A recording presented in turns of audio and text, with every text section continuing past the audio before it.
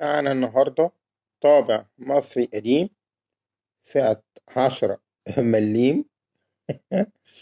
هي مليم، دي مش قروش، 10 مليم. بيحمل صورة حورس. طابع مصري جميل.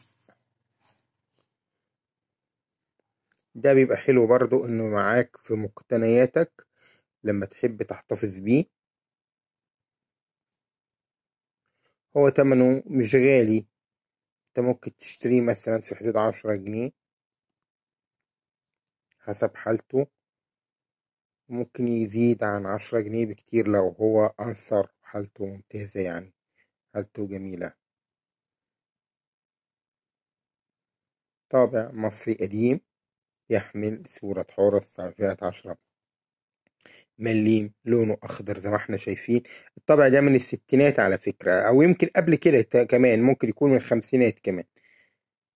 هو تقريبا بعد الثورة بكام سنة كده تقريبا، ده تقريبا على ما أتذكر يعني إنتاج إصدار 58 حاجة كده. طابع جميل أوي.